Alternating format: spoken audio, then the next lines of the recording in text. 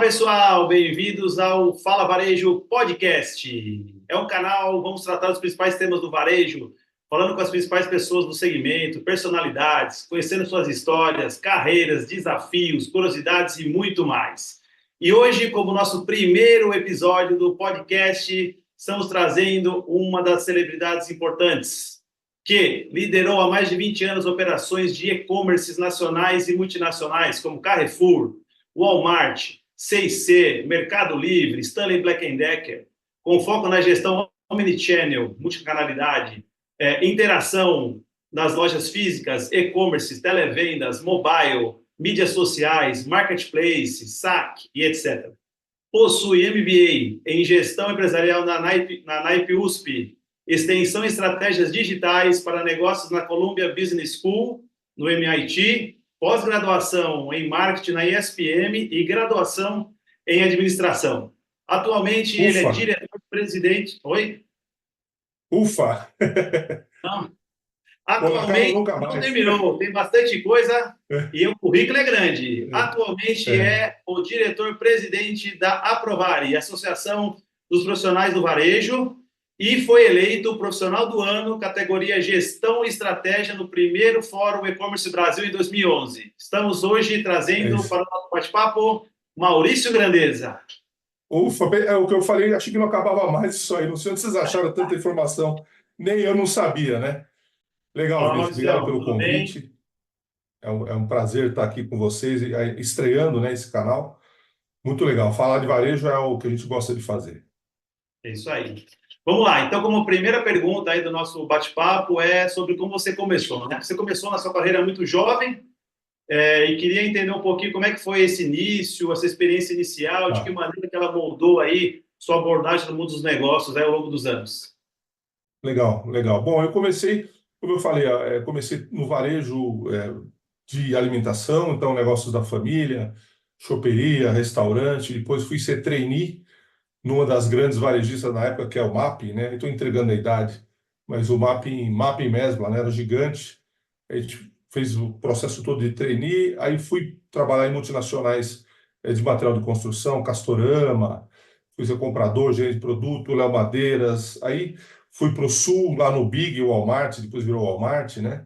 E aí entrei para o e-commerce, a convite do Stélio, que era o presidente do Mercado Livre. O Mercado Livre estava começando, e eu fui para lá para levar um pouco de conhecimento de varejo, que é o que, segundo ele falava, é o que estava faltando, né? Então, depois segui a carreira toda tocando e-commerce da C&C Casa e Construção, foi um baita desafio, e-commerce do Carrefour.com, e aí segui o Stanley, etc. Então, eu acho que a minha carreira toda focada muito no varejo, e a gente aprendeu muito com essa experiência, né? É muita coisa, hein? E É, aproveitando aí um pouquinho do que você falou, acho que é curiosidade, né? Até porque você disse que começou, né, lá no Mercado Livre, né? E aí acho que tem uma curiosidade aí. Como é que é começar? Que hoje uma das, não sei se é a maior do Brasil, mas é uma das grandes marketplaces aí, né, do Brasil. E como é que foi começar? Como é que foi esse começo? eu tive a sorte, né, de trabalhar diretamente com os fundadores do Mercado Livre, o Marcos Galperin, o Hernan, o próprio Stélio, o Pedro e essa turma toda. É, no Brasil, a gente estava realmente começando, era um time de 20 e poucas pessoas, e já tinha, naquele momento, um respeito muito grande para o que estava sendo feito, né? A gente estava criando o caminho do que viria a ser o marketplace no Brasil. É, Inclusive, uma curiosidade, o eBay era um dos acionistas do Mercado Livre, então ele viu rapidamente que o negócio ia crescer e tomou a parte do negócio. Isso protegeu, de uma certa forma, os mercados da América Latina para o Mercado Livre, né? Então, era uma plataforma C2C, né? Vendendo consumidor para consumidor. Depois ela foi evoluindo até chegar ao que tem hoje, que é uma mescla enorme, né? Você tem um P, que é a venda direta do Mercado Livre, mas a maior parte da venda, eu diria 95%, é a venda através de terceiros. Então, é um marketplace. Eu diria que os fundamentos de varejo são replicados no Mercado Livre para os seus sellers. Então, quem tem que trabalhar bem é o seller, é o lojista que está lá. Então, o Mercado Livre tem aí. Eu costumava brincar que o que a gente fazia era meio Sebrae, então era formalizar a empresa do cara, as melhores práticas de marketing, de foto, de texto, conteúdo, logística, velocidade na operação, né? Então, a gente tinha que fazer um empowerment desses vendedores. Então, para mim, foi bem interessante porque eu trouxe a bagagem de varejo para poder divulgar isso. Aí tinha a Universidade de Mercado Livre, tinha os encontros do Mercado Líderes, então era muita energia que se colocava para, naquele momento, trazer os vendedores para dentro da plataforma. Foi muito difícil no começo. A maior parte dos varejistas tinha um preconceito com relação à venda no Mercado Livre. Então se falava muito de, sei lá, contrabando, grey market, etc. Então a gente ia visitar os caras e, pô, não vou vender no Mercado Livre, não vou vender. Isso foi mudando com o tempo, né? Hoje está todo mundo lá, né? Está Carrefour, está Fast Shop, tá todo mundo está vendendo dentro da plataforma do Mercado Livre, assim como em outros marketplaces, né? Mas foi um quebra-pedra pesado aí nessa história toda, né? Então, bonito ver hoje como esse negócio ficou gigante, né? É realmente é impressionante a evolução.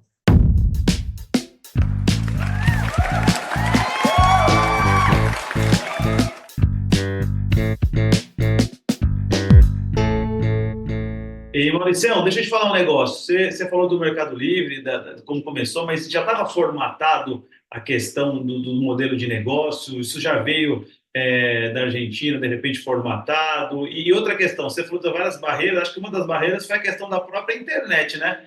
Primeiro do público começar a comprar na internet, porque eu acho que tem desconfiança, medo de golpe, medo de pôr a conta, medo de pôr o cartão. Como é que foi esse começo aí?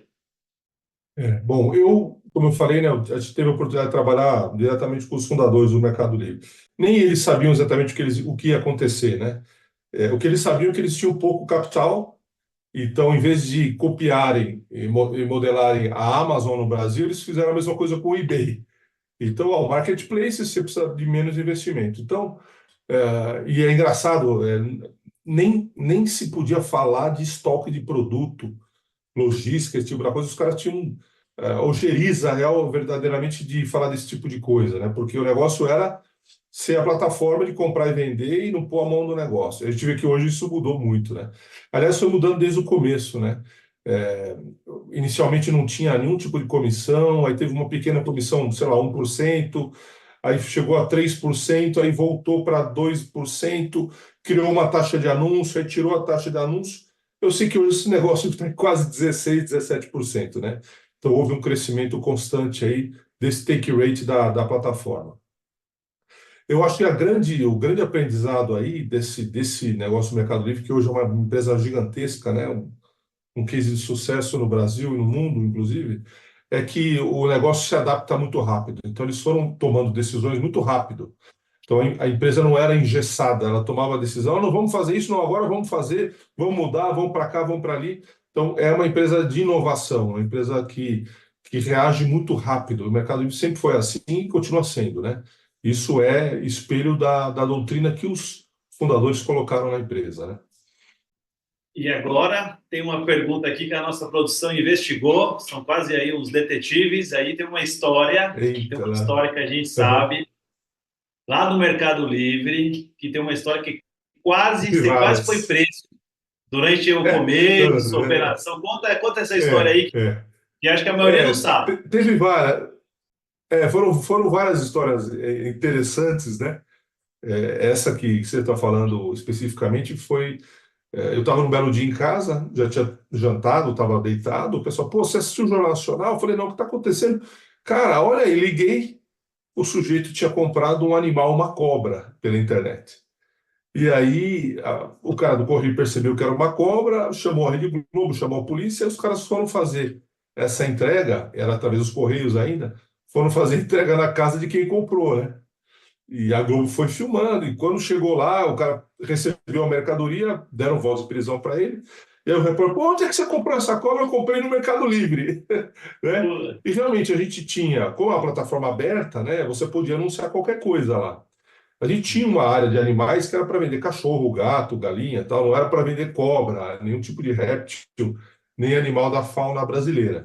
Eu tive que rapidamente entrar e derrubar essa categoria inteirinha, tirar ela do ar. Os gatos, os cachorros saíram tudo. A gente zerou, excluiu a categoria para depois tentar de alguma forma voltar com ela com controle. Mas foi super delicado. Tiveram várias situações dessas no tempo.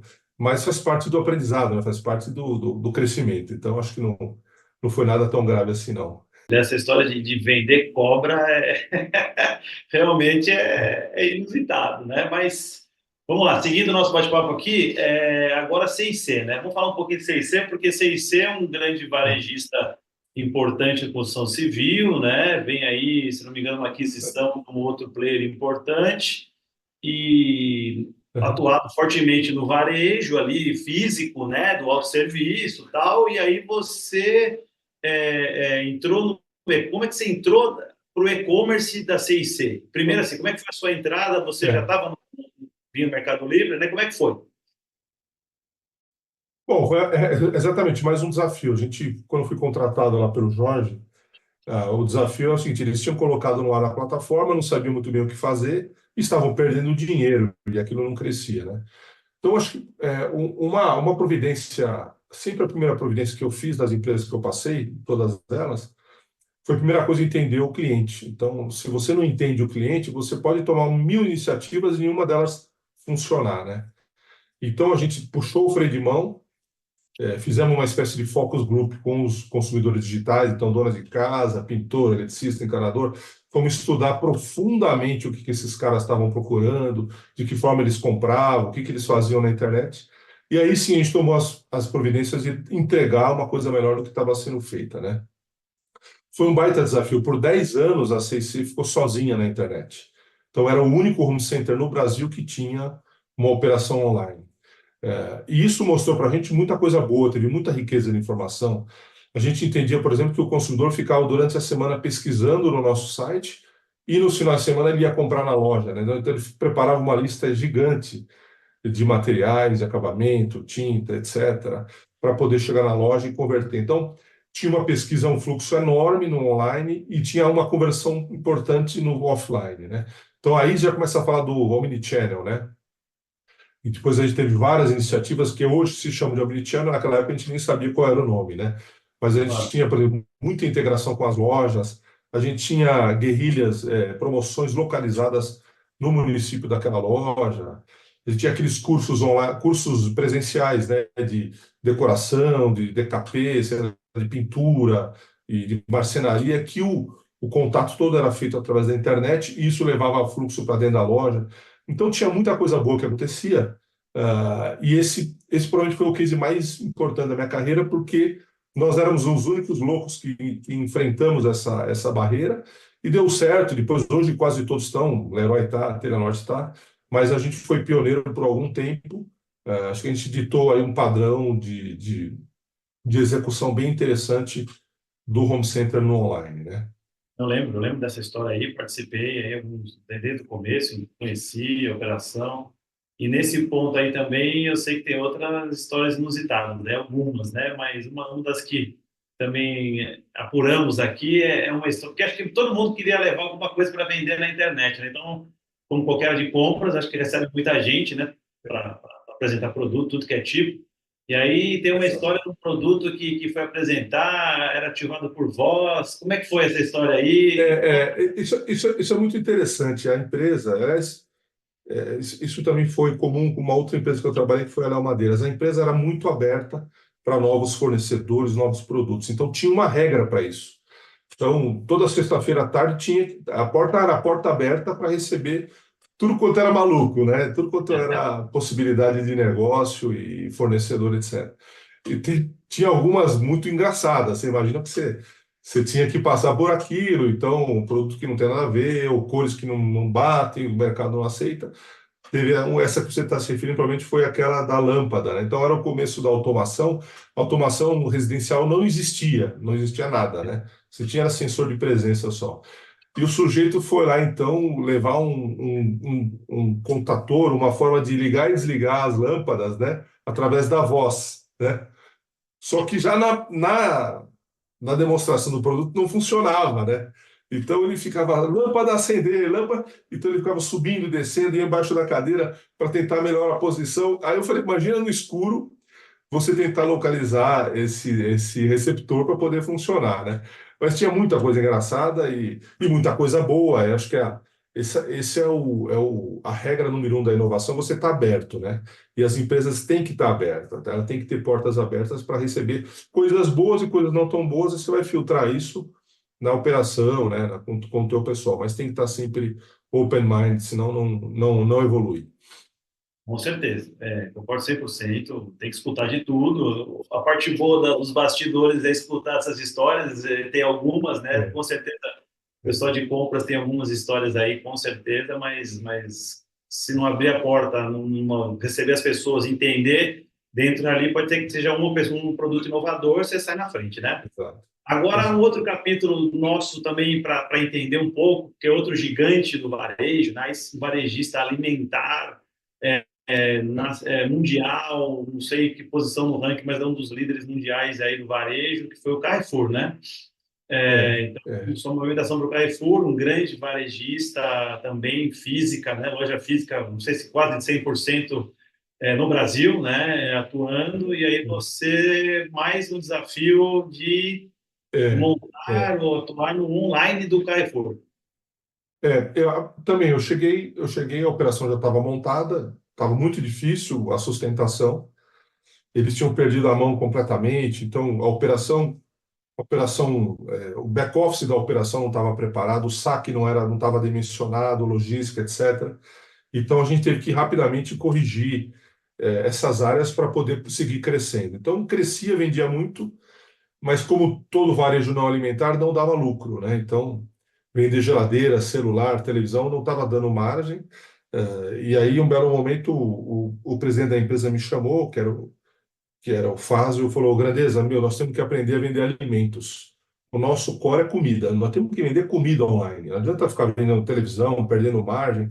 E aí foi interessante porque eu fui para a loja e eu fiquei quase um ano em hipermercado, passei por vários hipermercados, aprendi o que que é cadeia de frio, alimentar, padaria, açougue, frutas, verduras e legumes, né, o FLG, o FLV que a gente chama.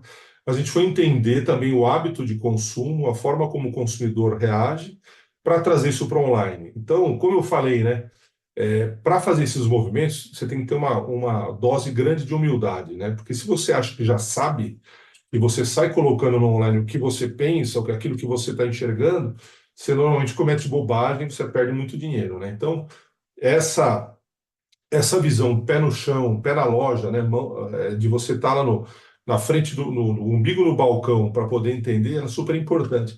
Aí você consegue trasladar e levar uma experiência positiva. E a gente conseguiu desenhar um modelo que está até hoje no ar, né, do Carrefour, que é de vender comida online. Esse modelo foi hiper testado, né? Então nós tivemos aí, eu já não estava mais lá, mas aquilo que era um sonho virou uma realidade com a pandemia. Então de uma hora para outra todo mundo teve que sair vendendo comida online, né? A sorte do Carrefour que já tinha começado isso antes, mas foi um turning point importante para o mercado e uma aceleração gigantesca para a penetração de venda online, né? A gente tinha lá 3, 4% de participação, chegamos a 15%, né, do varejo total à venda online. Então, isso foi uma aceleração absurda, né, e todo mundo teve que reagir rápido com isso daí. Imagina, desafiador, né? Desafiador vender É, alimento online, onde nunca se fez isso, o pessoal comprando no máximo produtos aí, né, duráveis, né, e passar para comprar alimento, né? Claro que quem se preparou, não sabíamos, é, infelizmente, a pandemia começou a crescer bastante e aí acho que o X da questão depois da pandemia deve ter sido a logística e não mais cadeia de sem dúvida, abastecimento, né? Em termos de sem estrutura, dúvida, como sem que era dúvida. uma estrutura lá no começo do e-commerce desse É, porte? é, Assim? tem uma mudança importante do começo das primeiras operações. Essas operações de online de varejistas, elas eram separadas. Então, você tinha toda uma estrutura separada de marketing, de compras, de logística, eventualmente até os CDs separados. Se acreditava que a única forma de crescer uma operação online era separando e dando foco nessa operação. Com o passar dos anos, a gente percebeu que isso criava mais problema do que vantagem, né? Você perdia toda a sinergia, você criava disputas internas, brigas, problema de preço diferente na loja, no site. Então, isso mudou. Então, hoje é exatamente o contrário. As operações estão fundidas, né? estão unidas e você tem dentro das estruturas que eram naturalmente de atendimento da loja física, elas têm a visão também do online, porque no final das contas é o mesmo cliente, né? Eu posso estar comprando no online hoje, retirando na loja amanhã, ou posso ir direto na loja e depois voltar a comprar no online. A verdade é que, em termos de relacionamento de cliente, é o mesmo cliente, então você tem que estar multifacetado para poder atender bem, né? Então, a estrutura hoje, a estrutura que dá certo é uma estrutura que ela é híbrida, né? Ela atende tanto as lojas físicas, o WhatsApp, o e-commerce e o que vier pela frente, ela está preparada para enxergar um cliente só, né? Sem dúvida. É o famoso omnichannel, né? Cada dia mais É isso aí. presente, compra, pega e etc. Exato, E falando exato. em desafio profissional, então, carreira, passando por empresas de dono, empresas multinacionais gigantes, empresas Uhum. desde dono de empresa, empresário. Qual que foi, em termos de desafio, se fosse fazer uma análise agora, se fala, o grande desafio foi lá no início, que eu tinha pouco preparo, estava conhecendo, ou foi no final, agora, nos últimos, que são mega operações, com um monte de atributos? O que você acha que foi o maior desafio aí Eu, a- durante esse tempo? eu acho que, se for comparar as empresas que eu trabalhei, e realmente foram empresas nacionais, multinacionais, etc., acho que o grande desafio é você conseguir entender, ler corretamente os anseios dos stakeholders, né? Então, o dono da empresa, às vezes, uma empresa menor, ele tem uma ansiedade gigante, porque ele tem que pagar os funcionários no final do mês, então, o planejamento, em especial no Brasil, o planejamento é curto, então você não está olhando para 3 anos, para 10 anos, né, como as multinacionais muitas vezes fazem. Então é muito mais difícil, porque você tem que provar que aquilo vai dar certo, só que você precisa de tempo. Então é bastante complicado. Eu acho que a visão do europeu, principalmente, e do americano, é essa visão de criar um planejamento de médio e longo prazo e ser disciplinado em seguir aquilo, né?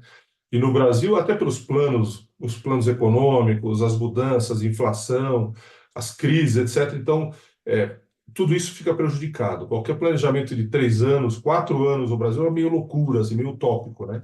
Então, eu aprendi que a gente tem que estar preparado para pilotar esses diferentes circuitos, né, de corrida, que depende da cultura da empresa e de como a empresa enxerga o mercado, né? Sem dúvida, com certeza. Agora, mudando um pouquinho o papo para aprovar, né? Aprovar, Associação dos Tá, Profissionais de Varejo, você é um dos fundadores e atual presidente. Conta um pouquinho para a gente, como funciona a Provare, tá. o que ela traz aí para o nosso mundo do varejo. Legal, legal. Bom, a ideia da Provari surgiu lá em 2009, justamente nesse grupo de amigos que eu comentei. A gente foi uma turma grande de trainees que trabalham junto e a gente estava iniciando carreira então no varejo. A gente sabia que tinha um certo preconceito com quem escolhia o varejo para trabalhar, né? Então, pô, aquela ideia, pô, o cara vai trabalhar em loja, né? O cara não estudou, virou vendedor. Então, esse tipo de preconceito existia. E por isso mesmo, não existiam iniciativas de fomento da carreira, ou seja, como você desenvolver, né? Quais são os cursos, quais são os caminhos para você crescer dentro do varejo.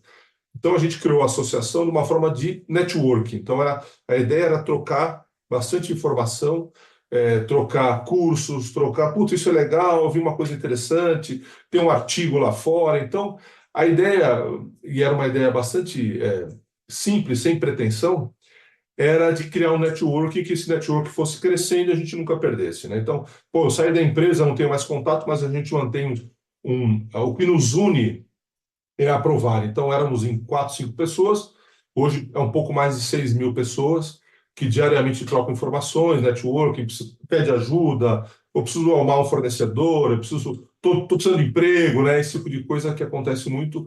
Então, é uma associação de bastante gente que adora, que trabalha no varejo. Então, esse espírito permanece, né? Pô, bem bacana. E essa associação ela é livre, vocês É hospedam livre, lá é livre. no LinkedIn. O principal canal, a gente não está no Instagram, não está no Face, o principal canal, como é uma associação profissional, está no LinkedIn, é lá que a gente faz todo o nosso esforço de comunicação, a adesão é livre, não tem custo nenhum, e a gente gosta muito de divulgar e de acelerar todo esse segmento de varejo, né? Com certeza, com certeza. Vamos colocar o link aqui para quem quiser, né, entrar e conhecer e ficar Legal. antenado aí com as tendências, novidades do varejo, né, seguir a Provarem. E agora, vamos falar um pouquinho aí das últimas experiências como negócio, né? Entre os seus negócios, eu tenho visto aí que você está fazendo sistemas de franquias também aí, tá Isso. dando sistemas de É, franquias no segmento já do legal. varejo, mas do varejo já alimentar. Como é que é? Conta um pouquinho para nós aí dessas suas É, últimas andanças. legal. Acho que é uma volta às origens. Na verdade, é exatamente uma volta às origens, porque como eu falei, eu comecei com negócios da família, né, que foi uma choperia em São Paulo, depois um restaurante. E é esse restaurante hoje, que é o Yucatán, que a gente está, depois de 28 anos de operação, né, a gente decidiu expandir por meio de franquias. Então a gente chamou uma empresa, modelou, acabamos de modelar a franquia e estamos começando a comercializar. Eu acho que franquia é um negócio muito legal, né? Para quem compra uma franquia, né? Quem decide abrir um negócio em formato da franquia e para quem vende. Para quem vende, porque é o que eu falei, né? A gente não tem braço para conseguir expandir em todas as cidades, o Brasil é gigantesco. E para quem compra, você tá recebendo uma carga de conhecimento, uma marca reconhecida, comprovada, né? Que vai dar certo, você vai gastar menos com marketing, né? Você já tem a receita do bolo pronta, você consegue colocar em funcionamento muito mais rápido, são fornecedores homologados. Então, quer dizer, se você escolher bem a franquia, é uma mão na roda, né? O importante é fazer uma boa escolha, porque hoje tem muita gente que abre um negócio e já começa a franquear, né? A gente está no outro extremo, que é 28 anos de tentativas, de aprendizados, né? De conhecimento, de recall de marca. Eu acho que é isso que a pessoa tem que buscar empresas que estão consolidadas, e aí você adquirir uma franquia de uma empresa que está comprovadamente uma empresa de sucesso, né? Acho que é por aí a decisão, mas sem dúvida é um caminho muito legal isso da franquia. Com certeza, né? Com certeza, a hora que você decide uma franquia, você tem todo o know-how do franqueador, né? Você tem o know-how, você sabe as negociações, o que dá certo, o que não deu certo, como ir, um padrão, né? Aonde ele vai, ele sabe que é um padrão. As maiores franquias do Brasil, você viaja o Brasil todo, você sabe que vai ser aquele padrão, etc. Então, eu acho muito... Você vai evitar muita cabeçada, muito, muito perda de tempo, perda de dinheiro, porque o franqueador já passou por essas situações, né? Com certeza, com certeza.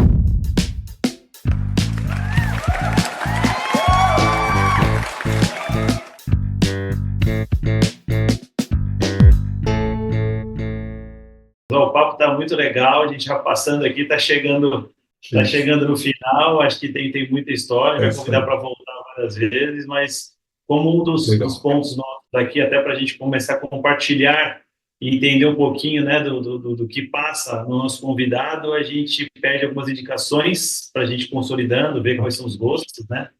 legal. Então, na área de música, né, uma música, depois um livro e depois uma série que você está assistindo no momento ou que você Ah, te marcou. Então vamos lá, que música que você recomendaria para a gente aí e o porquê que você não, escolheu essa música?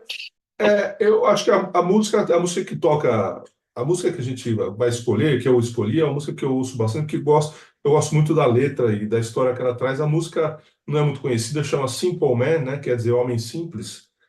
É mais difícil ainda falar o nome da banda, que é o Lynyrd Skynyrd. Mas é uma letra muito interessante, que é uma mãe dando conselhos para o filho. É uma música que fala da vida, né? Dos desafios e das coisas boas que a vida traz para a gente. Então, essa é a minha sugestão de música, que é a que eu gosto, né?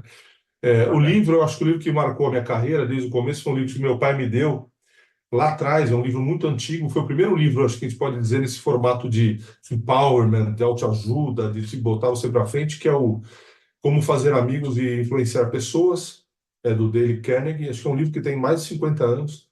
E esse livro é interessante porque normalmente eu utilizo com os meus liderados. Então, eu costumo dar esse livro para o pessoal ler, quem está começando carreira, quem tem uma certa dificuldade de relacionamento profissional ou pessoal. Eu uso muito esse livro como ferramenta de apoio, né?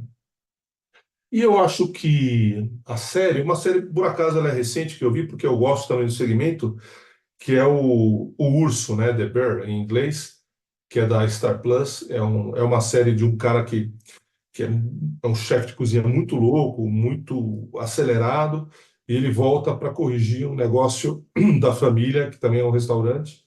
É muito interessante a série, ela é recente, acho que vale a pena quem gosta de business, quem gosta de negócios, essa coisa do umbigo no balcão, é muito legal essa série. Pô, bacana. Muito obrigado aí pelas indicações. Confesso que eu não conheço algumas. Já é bom para a próxima série. E para Legal. fechar, curiosidade pessoal, eu sei que você também gosta do mundo gastronômico, você cozinha. Então, para relaxar, assim, para descompressão, para sair da tensão do dia a dia profissional, o que que você faz para te dar um descanso, para recarregar as Ah, energias para voltar com todo Eu, o vapor no dia seguinte? é engraçado isso, eu chego em casa quando eu estou estressado, cansado, eu vou cozinhar. E a mulher gosta muito, a esposa gosta muito, né? Eu acho que para mim é uma forma de relaxar, então preparar uma massa, preparar um prato, abrir um vinho, enquanto você está preparando tomar um vinho, essa é a minha forma de desestressar. O hobby, né? Pô, muito bacana. Marcião, de novo, muito obrigado. Legal. Obrigado por bater um papo com a gente, contar as histórias, passar para a Eu que gente um pouco da sua agradeço. experiência, seu know-how, sempre muito generoso aí com as pessoas que passaram com você. Muito obrigado, te Valeu, agradeço. Vini. Vamos contar com você em breve para próximas. Prazer vai ser meu. Obrigado. E sucesso aí na empreitada. Muito obrigado. Muito obrigado, pessoal, por mais um episódio do Fala Varejo Podcast e nos encontramos no episódio número 2. Obrigado!